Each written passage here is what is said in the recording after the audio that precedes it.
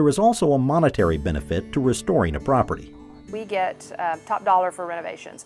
Even our new construction, that's top of the line new construction, in the same situation, probably $30, $40 a foot less value than a renovation. I think as the green movement really takes hold and we see some downsizing in the sizes of the houses that are being built, that smaller, older home is going to hold its value.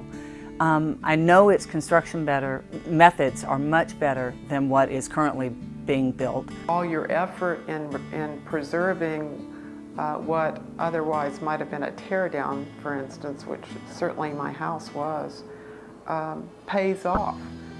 In the end, the value exceeds what you put into it. So when it comes time to sell the property, you will recover more than what you put into it. And that's certainly a good thing.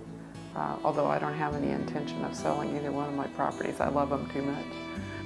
Today, historic neighborhoods like the Heights are once again thriving, including adaptive use for small businesses. A lot of businesses wanted to locate on the boulevard. So many of the older homes are now lawyers' offices, dentist office, realtor offices, and those fit within the neighborhood fairly well. Turned out to be a wonderful law office. Clients come in and they say, oh, this is so comfortable. I would so much rather come here than go to an office in a skyscraper downtown. It has such an at-home kind of feeling.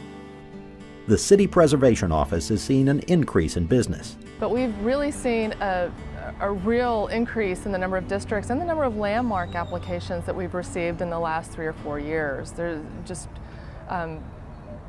the program is really kind of exploding. We have over 4,000 properties in the city that are covered by the Historic Preservation Ordinance. It's sometimes still a battle, but people in Houston have begun to see the value of a preserved streetscape.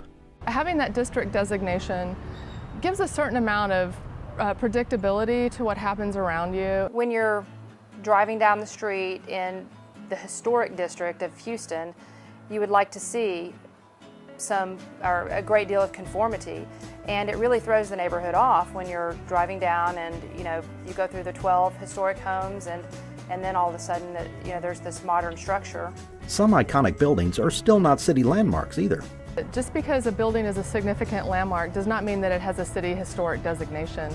And this is because we rely on owners to come forward with the application. So you'll have buildings such as the Esperson building or the old Cotton Exchange building that are very significant historic buildings in our city that are not city landmarks. The work started by a few preservation pioneers has paid off for the greater good of historic neighborhoods across Houston. They're all really heroes in that regard because they did something that no one else was doing, and they stuck with it, and they're still here. Residents in historic neighborhoods like the Heights relish life there. The neighborhood was planned so well, I think in 1891, that it still does have a sense of a small town within Houston.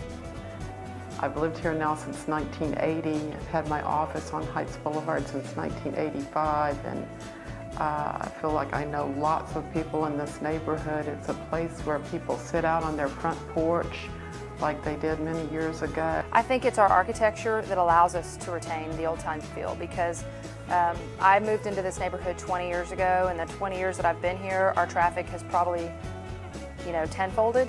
So if there's anything that's allowing it to maintain that charm, it really is. It's the architecture. It's impressive when people save history, and particularly through historic preservation of houses.